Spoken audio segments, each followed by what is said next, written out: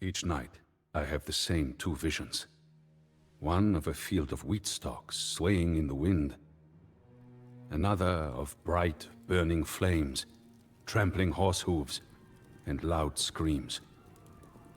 My people, the Visigoths, came to Roman lands not as an invading army, but as a people running from a scourge. No, a plague sent by God himself. We warned the Romans of the impending danger, but they ignored us. They despised and distrusted our kind. They treated us poorly, gave us barren lands, and when we suffered famine, they made us sell our children for food.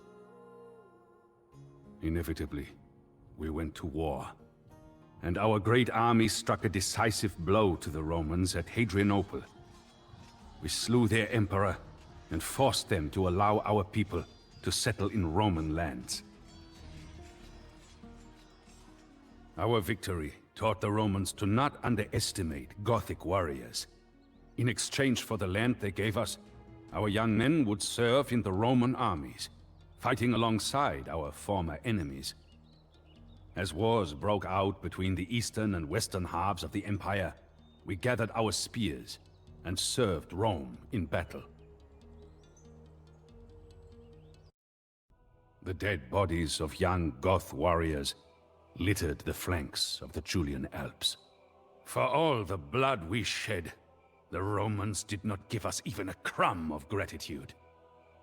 A Gothic commander in the Roman army encouraged us to desert and go back to our people.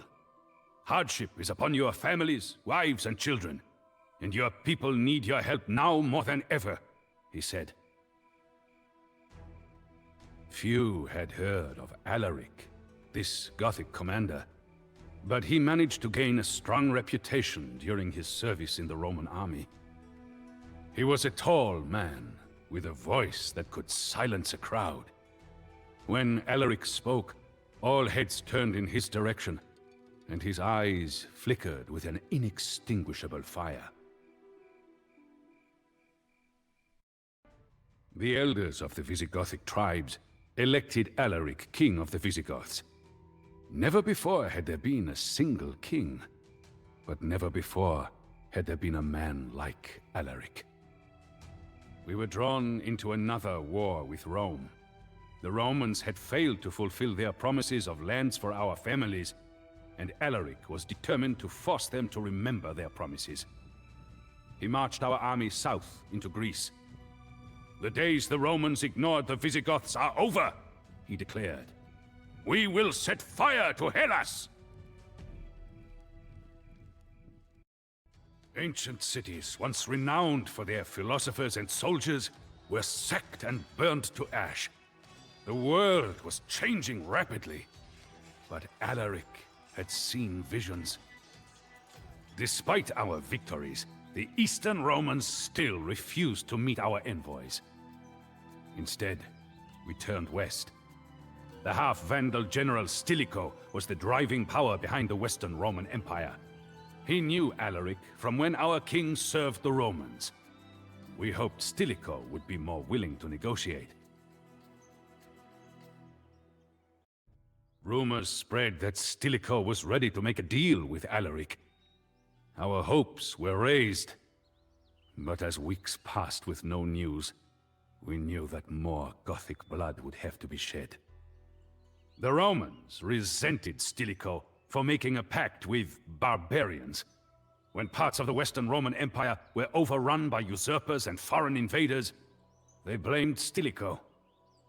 He soon learned the hefty price of Roman politics. They declared him an enemy of the state and had him executed.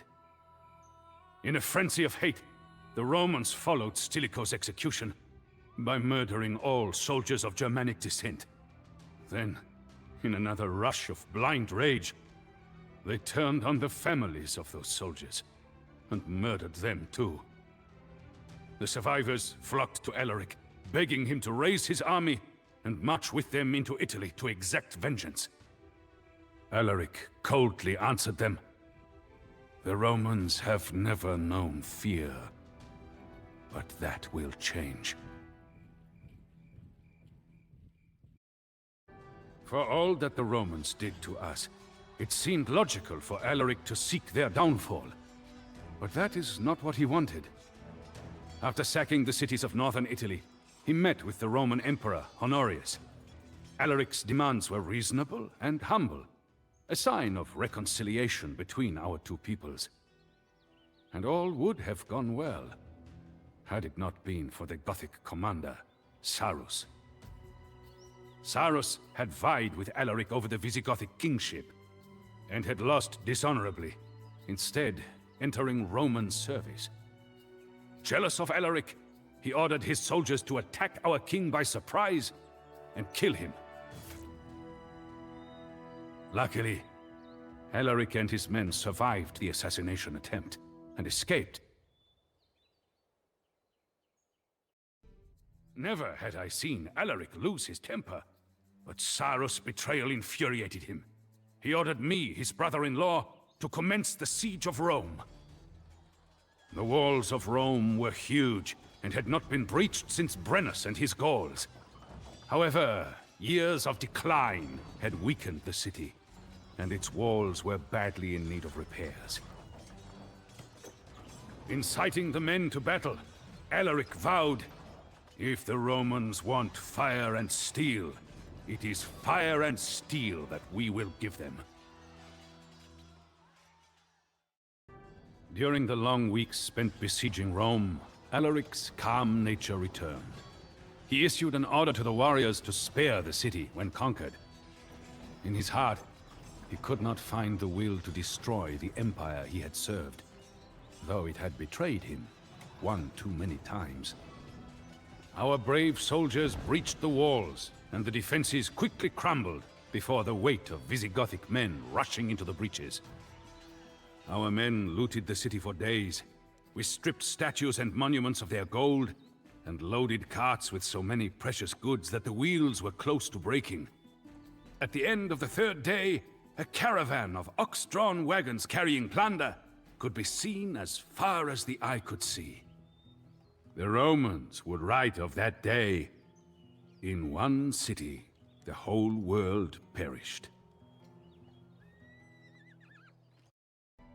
With Roman treachery repaid, Alaric looked to the future of our people.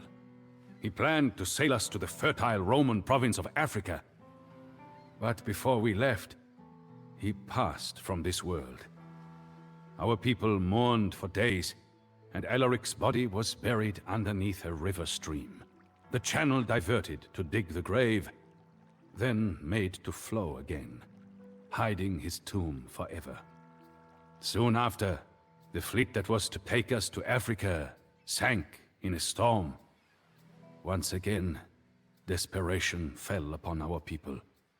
It was at that moment of despair that I, as the dead king's brother-in-law, spoke. I reminded everyone of Alaric's dream, of his commitment to the survival of our people, and of the impossible obstacles we had overcome. I told them that Alaric and I shared the same vision, a vision that we, in honor of his memory, ought to fulfill. I concluded, Alaric has carved a path for us, and that path leads to Gaul. Each night, I have the same two visions. One of a field of wheat stalks swaying in the wind. Another of bright, burning flames, trampling horse hooves, and loud screams. My people, the Visigoths, live peacefully in the rich lands of southern Gaul. Our farms flourish, and our cattle grow in number every day. But for all our fortune, I cannot shake the ominous visions I have every night. Like Alaric, I have seen the future. The Huns are coming, and they will stop at nothing.